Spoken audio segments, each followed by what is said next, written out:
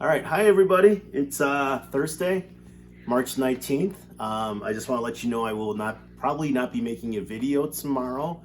But you can always go back and watch the previous four. Tomorrow is Mrs. Chen's birthday. She's turning a young 35 years old. So make sure you wish her a happy birthday tomorrow. So she's been great. She's the camera person here. It's been kind of nice for us to be home together like this, but at the same time, I'm still smiling, and I think she's still smiling too. So thank you for those who have been working on the read work passages. It's been entertaining watching you guys, or reading your passages and stuff, and seeing the progress on Math IXL. Makes me really happy. It also makes me happy. I've been getting really good feedback from your parents that you guys are really liking the videos and you guys enjoy it. As you can see, I got another jersey on, but we'll ask you those questions at the end. And Carter, L, and Sully, guys gave awesome responses on those. So come on, guys, everybody else, let's go. Let's pick it up a little bit. Go back and rewatch it. Email me. Your parents should have the email address, or you guys know how to do the Google Docs and Google Slides, so send those over anytime. It really keeps me going. And I was telling Mrs. Chen how much I really miss you guys, and I wasn't expecting to not see you guys when you guys left on Wednesday. So it's been hard for me too. But just listen to your parents. They're trying the best they can. We're all trying the best we can. So without further ado, there's now Charlie Bucket left, and we're on chapter 28. Oh, and before we start, I just want to let you know that I am probably going to be reading Bud Not Buddy next week, but it's going to be to the whole school. So I'm going to I don't know that for sure yet, but definitely for you guys, and I'm probably going to share with Miss KJ's class, and probably Miss Rodriguez's class, and Miss Grykowski's class. So I don't know if we'll do the baseball talk with them. Maybe we will, maybe not. I haven't quite decided yet, though. So, all right, chapter 28. Only Charlie is left. Which room shall it be next? Said Mr. Wonka as he turned away and darted into the elevator. Hey, Come on. Mr. Chen, what is the title of this chapter? Oh, sorry. Chapter 28. Only Charlie left. I apologize. Only Charlie left. And there's a picture of Charlie, Well, Mr. Wonka, and Grandpa. Okay? Okay. Which Grandpa, I don't know, is really funny. He's got a Bostonian accent. So, all right. Which room shall it be? Said Mr. Wonka as he turned away and darted into the elevator. Come on, hurry up. We must get going. And how many children are there left now? Little Charlie looked at Grandpa Joe, and Grandpa Joe looked back at little Charlie. But Mr. Wonka, Grandpa Joe called after him, there's only Charlie left now. Mr. Wonka swung around and stared at Charlie. There was a silence. Charlie stood there holding tightly on the Grandpa Joe's hand. You mean you're the only one left? Mr. Wonka said, pretending to be surprised. Why, yes, whispered Charlie, yes. Mr. Wonka suddenly exploded with excitement. But my dear boy, he cried out, that means you won! He rushed out of the elevator and started shaking Charlie's hand so fiercely it nearly came off. Oh, I do congratulate you, he cried. I really do. I'm absolutely delighted. It couldn't be better. How wonderful this is.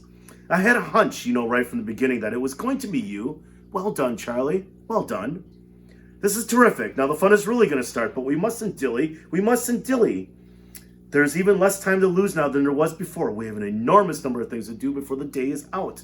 Just think of the arrangements that have to be made and the people we have to fetch. But luckily for us, we have the great glass elevator to speed things up. Jump in, my dear Charlie, jump in. You too, Grandpa Joe, sir. No. After you, I insist. That's the way. Now then, this time I shall choose the button we are going to press. Mr. Wonka's bright, twinkling blue eyes rested for a moment on Charlie's face. Something crazy is going to happen now, Charlie thought. But he wasn't frightened. He wasn't even nervous. He was just terrifically excited. And so was Grandpa Joe. The old man's face was shining with excitement as he watched every move that Mr. Wonka made. Mr. Wonka was reaching for a button high up on the glass ceiling of the elevator. Charlie and Grandpa Joe both craned their necks to read what it said on the little label beside the button. It said, up and out. Up and out, thought Charlie. What sort of room is that? Percy. Mr. Wonka pressed the button. The glass door is closed. Hold on, cried Mr. Wonka. Then wham! The elevator shot straight up like a rocket. Yippee! Shouted Grandpa Joe. Charlie was clinging to Grandpa Joe's legs, and Mr. Wonka was holding onto a strap from the ceiling. And up they went. Up, up, up, up, straight this time.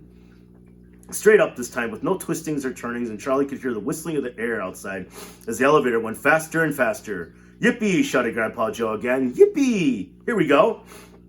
Faster, cried Mr. Wonka, banging the wall of the elevator with his hand.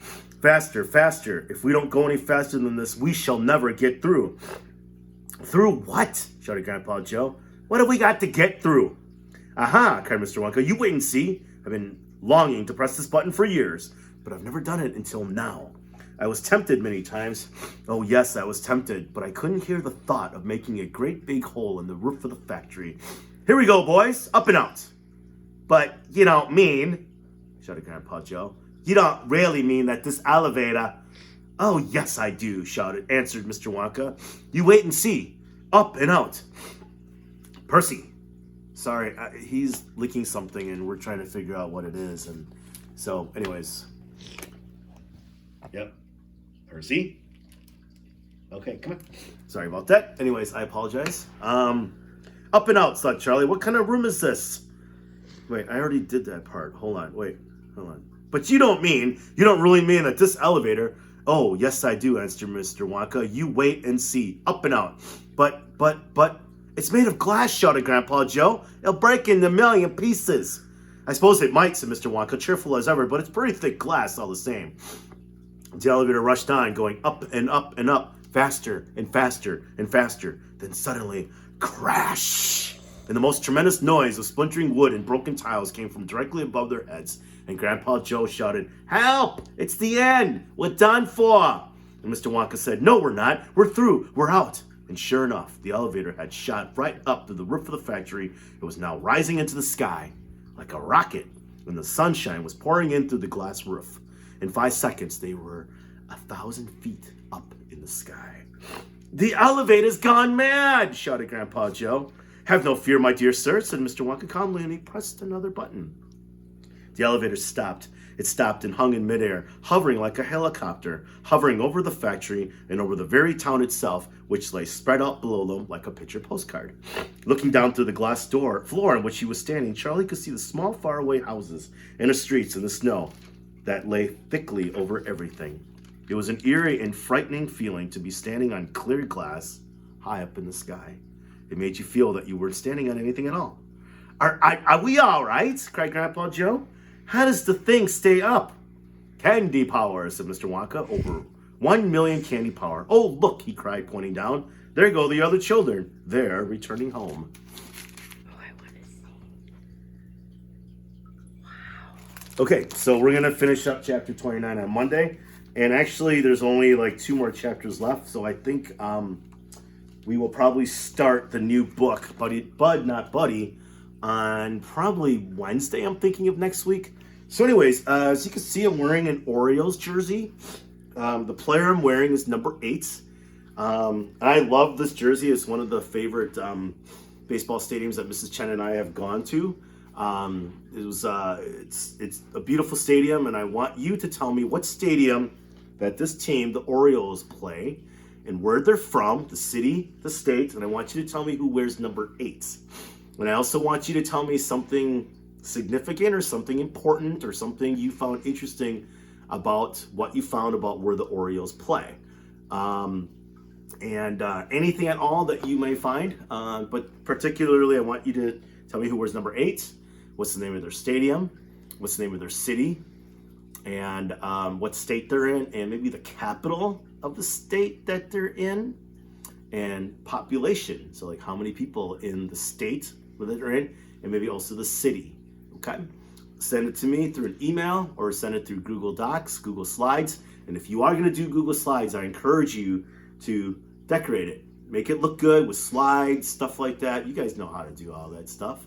So anyways, I will be talking to you guys sooner than later. You guys have a great weekend. And not that it really matters at this point, but I really miss you guys. I really do. It's been nice communicating with your parents, but it's still not quite the same. So maybe we'll do like a Google Hangouts or something like that. So anyways, have a great weekend. Don't forget to say hi to Mrs. Chen. Talk to you guys later. Bye-bye.